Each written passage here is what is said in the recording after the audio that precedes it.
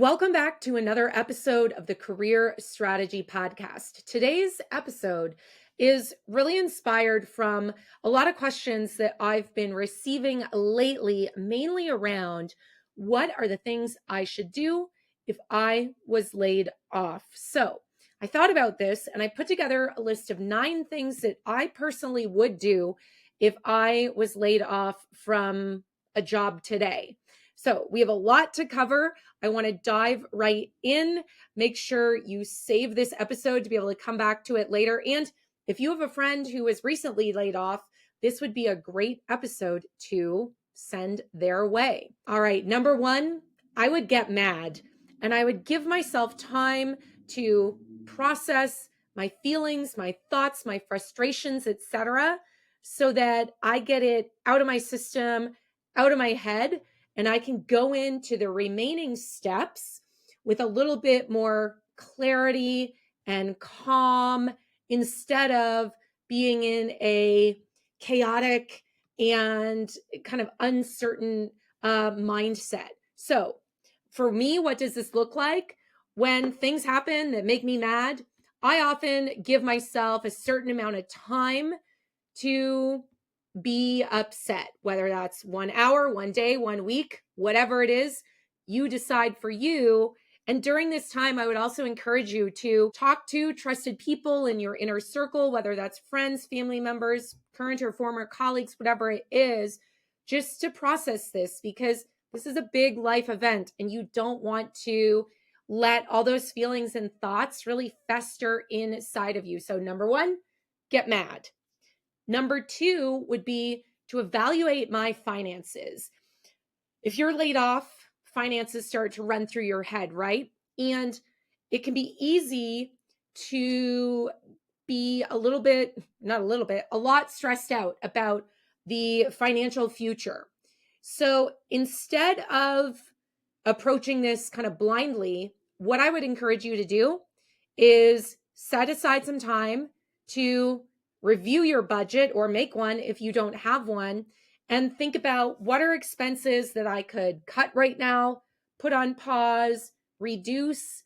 And I would look at any savings I have or emergency funds so I could really look at how long of a time do I have until I truly need to be concerned, because it's very easy to start panicking if you are laid off.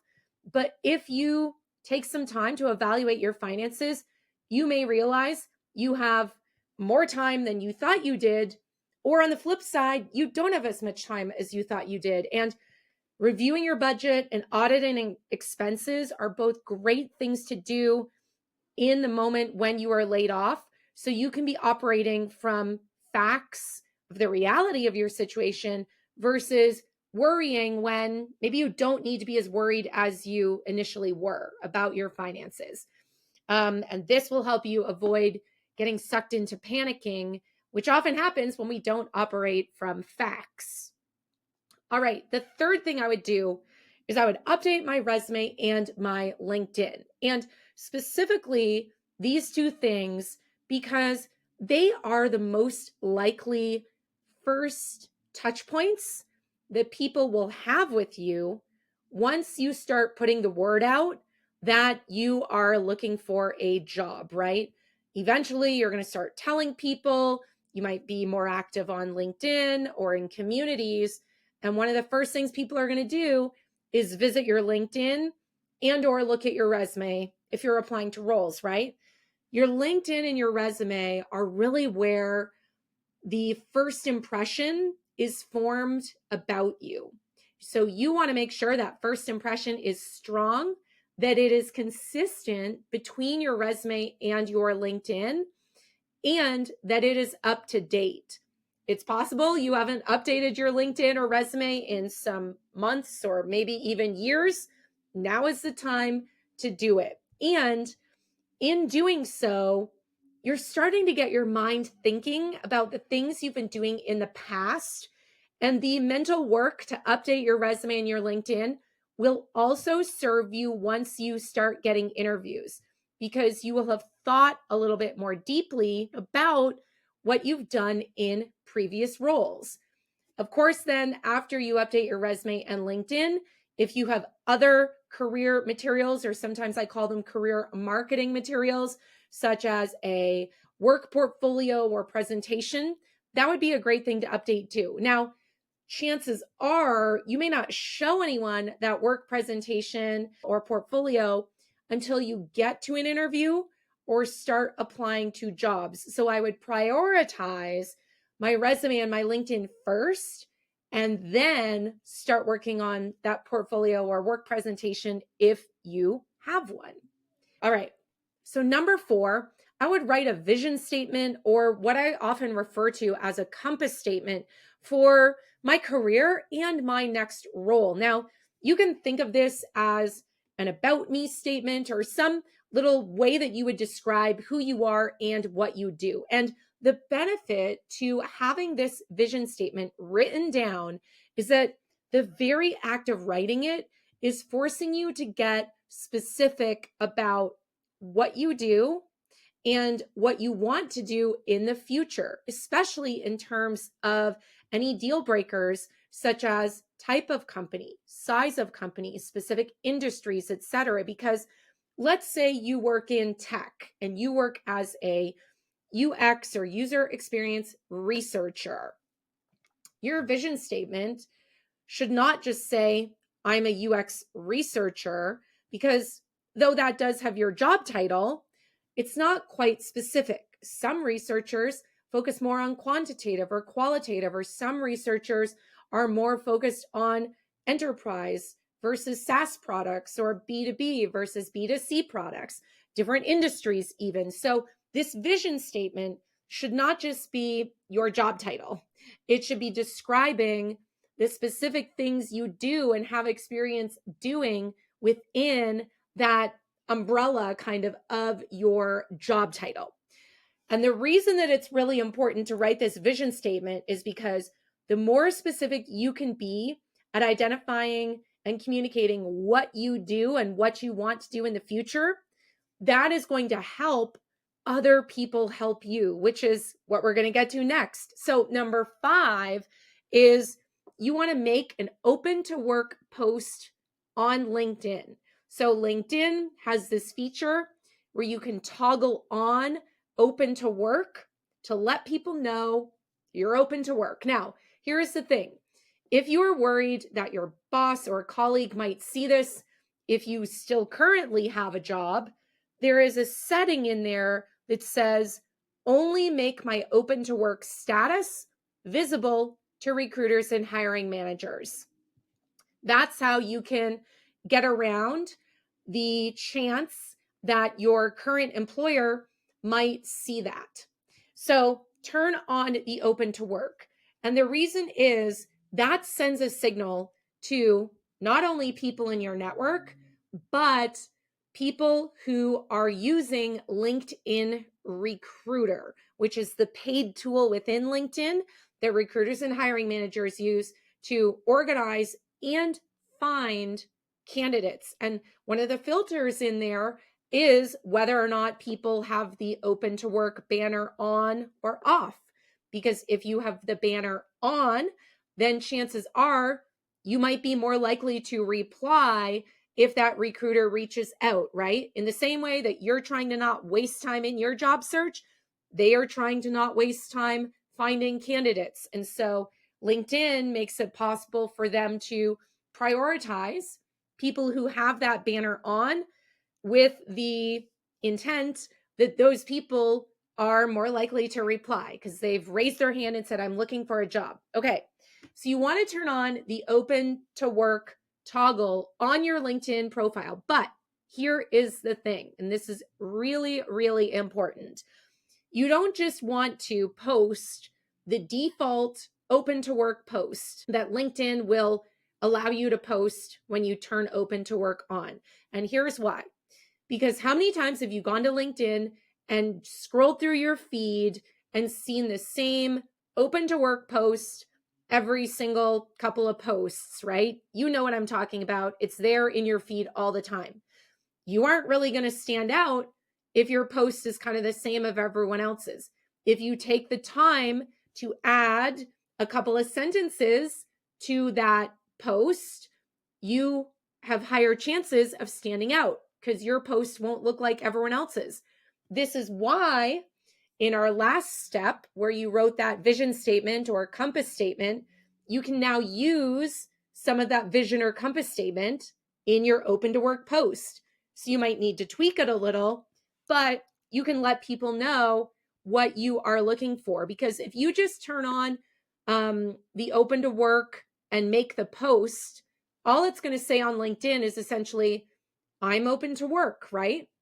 Whereas if you say, hey, I'm a UX researcher, I specialize in qualitative and quantitative research for SaaS products in the financial industries, that's very specific. And that is going to help other people help you because that gives them more of a focus for what you are looking for. And it allows them to really be your eyes and ears and bring you opportunities that might be more aligned with those exact criteria, and avoid a situation where they're bringing you, a bunch of academic research roles or research roles that are not B2B, business to business. They're more for business to consumer companies, and maybe you don't want to do that. All right, so you're going to make that open to work toggle on and do an open to work post that you customize. All right, number 6 is to send personalized emails to friends or former colleagues or people in your professional network and potentially personal network too that might be able to help you. Now, here is the thing. You don't just want to email people and say, hey, I was recently laid off. Let me know if you see any jobs. Because the problem with that is that if you haven't talked to these people in a while, or if they're not really clear on what you do, they won't really be able to help you, right? They don't have anything to go off of in terms of what you're looking for. And let's be honest, they might know that you work in research, but they might not know the nuance of, oh, you work more on qualitative research for SaaS products in finance, right? They won't know that unless you tell them. So you want this email that you send to friends, former colleagues, etc., to go something like this. Let them know that you were recently laid off. As a reminder, here's what I do. And I'm looking for, and then tell them what you're looking for, right? That's going to help them help you and spot opportunities that align with what you're looking for, and hopefully avoid scenarios where they're sending you a bunch of opportunities that really are not a match. So you want to personalize those and send those out to people individually. Bonus points if you add something at the beginning of the message that is personal, such as, hey, I saw that article you wrote, or, oh, it was great to see you at that conference we were at 6 months ago, or some type of, I call it an anchor, you call it an iceberg, but something to make a connection and show them that you didn't just cut and paste the same message to 20 people. All right. Number 7 is to be active in communities, most likely online, but potentially offline as well. And the reason that I love leveraging communities is that when you make one post in a community, a lot of people have the potential to see it. So it's really a leverage game here, right? Leveraging the reach of posting in a community and having that be seen by multiple people versus in the previous step, when you send one-on-one emails to people, that's important, but it's a little bit more time consuming. So being active in communities, what you can do in these communities, depending on the rules, and make sure you read the rules so you don't get kicked out, but many communities have channels or spaces for helping people get hired and swapping job opportunities and things like that. So if you have an idea of companies you want to work at, you could post in those communities, finding out if anyone works at those communities. You could be posting all or part of your vision or compass statement, again, to let people know who you are, what you do, and what you're looking for.